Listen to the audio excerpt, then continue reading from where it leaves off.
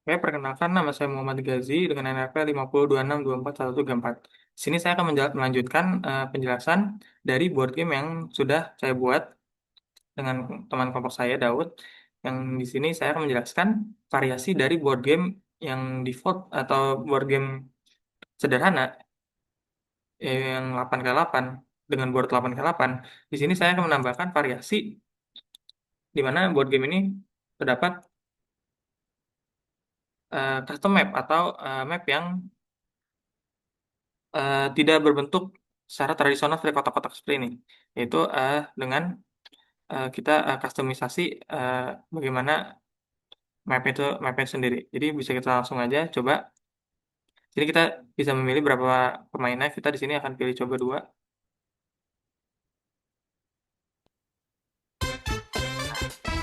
Saya geser dulu.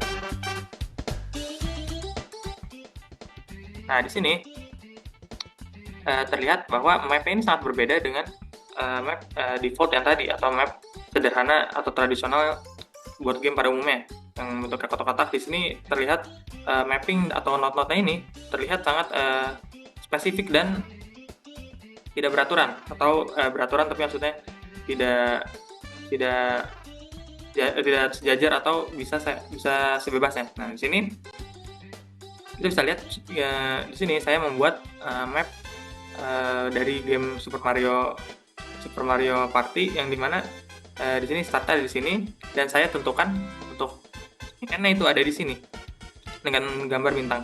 Jadi tujuannya game sama seperti game sebelumnya, yaitu player mana yang bisa sampai ke tujuan akhir duluan dengan menghitung poin yang didapat selama perjalanan. Jadi intinya ini sama aja, yaitu terdapat uh, prime apa namanya? Ada prime number, yaitu di not-not yang berupa angka prima di 2, 3, 5, 7 dan seterusnya. Tapi di sini ada uniknya, yaitu seperti contohnya di game sebelumnya itu setiap kelipatan 5 itu ada dapat double turn. Di sini juga sama, cuman bentuknya beda dan lebih menarik dan lebih kelihatan lebih interaktif. Jadi di sini terlihat di setiap kelipatan 5 itu ada mystery box, dan bisa dilihat di kanan ini. Kalau mystery box ini akan mendapatkan surprise, atau kita lihat nanti akan dapat apa aja. Dan juga ada hint di sini. Kalau di game sebelumnya itu menggunakan tangga atau ladder untuk menaikinya itu menggunakan algoritma Dijkstra yang di-trigger dengan uh, prime number, atau kita mulai start rolling dari prime number. Maka di sini juga sama, kita start rolling prime number, maka algoritma Dijkstranya akan tertrigger. Namun di sini bukan menggunakan ladder, melainkan intersection atau uh, uh, pertemuan, ada dua buah jalan atau lebih dari satu jalan, yang dimana jika kita mulai dari prime number, maka kita bisa menggunakan jalan pintas atau jalan lebih cepat, yang dimana tertera di sini ada beberapa intersection atau perbedaan jalan di sepanjang jalan ini, yang intinya kita harus sampai di not bintang ini. Kita bisa mulai untuk roll dice-nya, dan roll-nya itu sama sistemnya. Nah, di sini di mystery box ini kita mendapatkan double turn sama seperti di game sebelumnya.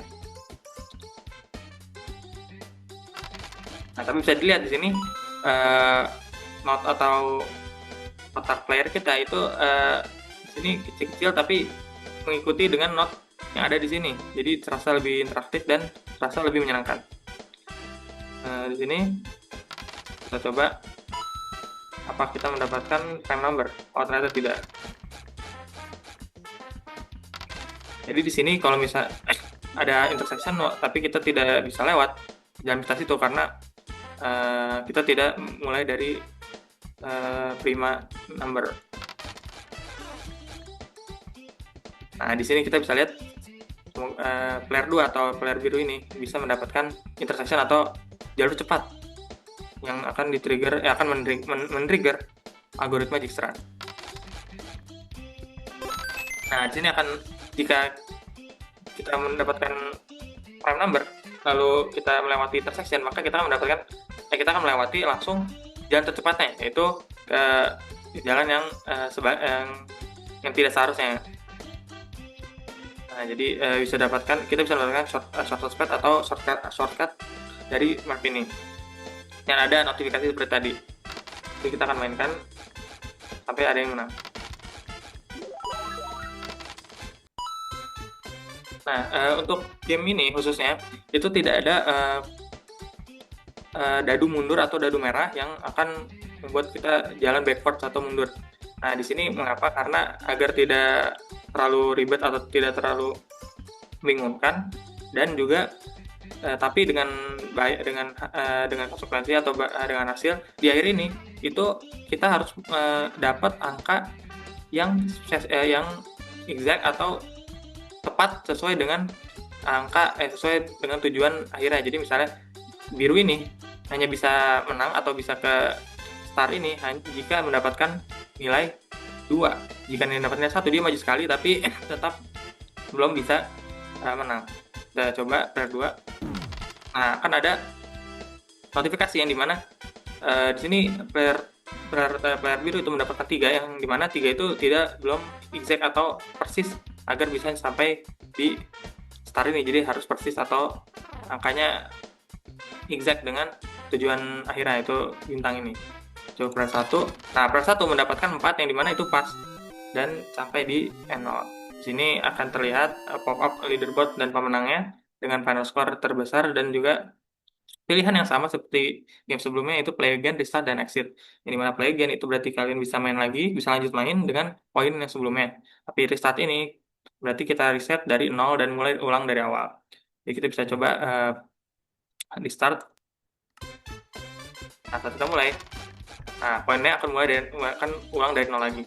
Yang dimana di sini juga terdapat sama fitur sebelumnya, itu ada poin-poin bertebaran di not random.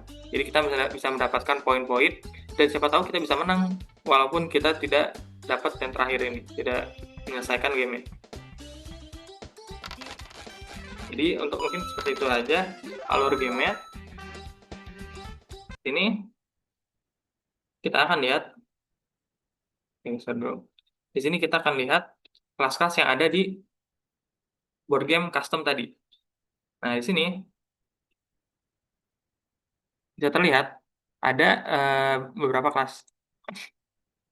Mulai dari board game, yang dimana board game ini adalah salah satu kelas yang panjang, yang dimana di sini itu intinya adalah uh, pembentukan boardnya atau inisiasi boardnya, yang dimana di sini uniknya di apa spesial di board game custom ini, itu not-not yang tadi, not-not yang ada di tempat yang spesifik, ada di koordinat spesifik, itu ditaruh atau disimpan di koordinat yang spesifik juga, disesuaikan dengan map atau eh, ya disesuaikan dengan map atau gambar latar belakang yang ingin dipakai. Kalau contohnya seperti gambar tadi, itu spesifik notnya itu misalnya dari 0 sampai not terakhir, itu tentu saja koordinatnya beda-beda yang disesuaikan dengan gambar atau latar belakangnya. Nah, jadi bisa dilihat di sini notnya itu sangat banyak, dan di sini untuk note shortcut itu kita bisa apa namanya, bisa tulis aja notnya ditandai, dan kemudian di bawah ini kita ada apa namanya fungsi untuk di mana start note itu berarti notnya di 0, dan end note-nya itu kita tentukan di note yang 42 yang sudah kita tentukan. Dan di sini ada function connect nodes, yang dimana di sini nodes akan terhubung nodes akan terhubung awalnya di main path atau di jalur yang seharusnya jalur terpanjang. Tapi kemudian di sini kita bisa menambahkan shortcut atau menghubungkan not itu jadi bercabang. Misalnya di sini not 8 ke not 35. Jadi di not ini, not 8 itu kita tambahkan neighbor atau tetangga ke not 43. Yang dimana di sini notnya bisa bertetangga dan berhubungan. Nah, di sini juga shortcut, misalnya ada shortcut kedua tadi, ada not 19 sampai not 49. Terus ada shortcut 3 itu not 23 sampai 33. Nah, di sini juga ada function untuk random point atau generate random point, di mana akan ada poin-poin bertebaran di not-not yang random. Jadi kita bisa dapatkan poin juga dari not-not random. Di sini ada function add player turn. dan lain-lainnya. Oke, selanjutnya, jadi semuanya ini intinya adalah segala hal tentang board itu sendiri. Selanjutnya tuh dice. Di dice ini sama aja, itu menggunakan kelas yang sama seperti game yang sebelumnya, itu dadunya, rollnya, dan greennya. Cuman di sini kita tidak menggunakan green atau red backwardnya. Tidak menggunakan fungsi maju atau mundur, jadi hanya hanya maju aja dice-nya. Dari sini dice panel itu animasi dice-nya, dan warnanya dan juga desainnya. Nah, di sini Dijkstra Pathfinder ini sama aja seperti tadi, Dijkstra algorithm, yang dimana Dijkstra ini tertrigger atau jalan hanya jika kita roll mulai dari kotak atau not yang angka prima. Jadi di sini kita ketika Dijkstra ini tertrigger, maka intersection itu terbuka atau bisa kita lalui. Karena intersection ini akan mendapatkan jalan terpendek atau shortest path. Nah, kemudian game panel, sini ini lebih ke bagaimana, di sini ada apa namanya, function khusus di mana untuk mendapatkan koordinat dari gambar yang kalian ingin pakai. Jadi misalnya kalian pakai gambar apapun itu bisa dipakai, bisa kalian mapping sendiri di sini. Eh, dengan mengklik gambarnya itu dan akan muncul koordinat di run-nya, di terminal. Oke,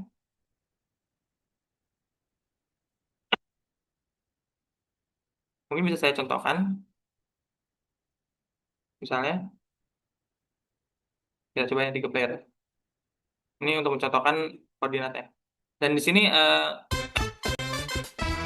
interaktif, sudah interaktif. Jadi not-notnya ini sudah menyesuaikan dengan koordinasi aslinya. Jadi misalnya nih, kita klik di bagian sini, bagian manapun yang ingin kalian mapping, klik.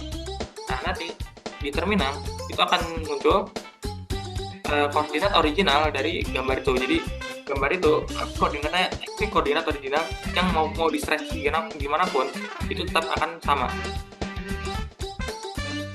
Nah, itu contohnya. Jadi itu bagaimana cara saya memapping sesuatu secara manual, bagaimana mapping setiap node-nya di koordinat yang spesifik. Oke, ini tuh untuk game panel. Selanjutnya main tentu aja untuk menjalankan atau meran aplikasi ini, game ini. Cuman karena kita melewati tadi game launcher, jadi kita tidak perlu melewati run ini. Di sini tentu aja mainnya berisi board game ya, game panel dan semuanya, dan juga desain desain surface level dari board game-nya, dari panel di sampingnya. Seperti tadi ada tulisan party board game, ada tulisan hint-nya, ada deskripsinya. Itu ditaruh di main. Saya taruh main. Oke, tadi di note sama ini kelasnya sama seperti di game sebelumnya. Kemudian ada player yang sama juga, apa namanya, kelasnya. Karena game ini hanya sebuah variasi dari board game yang awal, yang ide awalnya atau basic awalnya itu tetap dari game sebelumnya, hanya ditambah variasi dan didesain sendiri. Kemudian di sini ada sound manager juga yang dimana kelasnya sama, meload sound effect yang saya download sendiri, dan background musik yang di download juga yang ditaruh di lokal sama. Terus kita di sini meload sound, terus nanti setiap sudah kita load sound itu kita bisa panggil soundnya, kita bisa play soundnya, kita taruh misalnya tadi di dice, eh, nah di tempat, nah misalnya di sini ada notifikasi atau suara khusus jika Dijkstra ini tertrigger. Jadi di sini bisa terlihat apa namanya, sound manager, untuk kelas sound manager itu ngambil fungsi get instant untuk kita play sound Dijkstra, atau yang di sound manager ini itu kita sudah Dijkstra atau kita sudah tentukan apa namanya, filenya sudah kita download dijkstra.wav. Nah, di sini bisa dilihat misalnya eh, folder soundnya di satu folder ini. Nah, di sini terlihat BGMN, button klik itu semuanya setiap sound effect-nya itu dinamakan dan disamakan. Dan formatnya menggunakan WAV biar rata. Kemudian mungkin itu aja, dan kemudian di sini ada mapnya juga. Saya taruh di luar dari folder source-nya. Oh ya, dan juga ada tambahan dari game panel tadi. Untuk game panel tadi, game launcher, yang dimana dari game launcher ini kan tadi saya bilang saya untuk menghubungkan atau memudahkan akses kepada game-game yang sudah dibuat. Nah, di sini kita di game launcher ini khususnya itu saya coba untuk,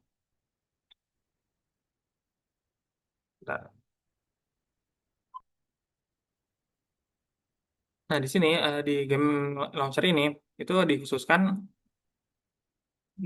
cara meran game-game tadi itu dengan jar. Jadi dari tadi modul-modul game-game yang dibuat tadi dari main game, dari board game yang di foto custom itu saya buat jar, saya buat jar dan saya taruh di game sini.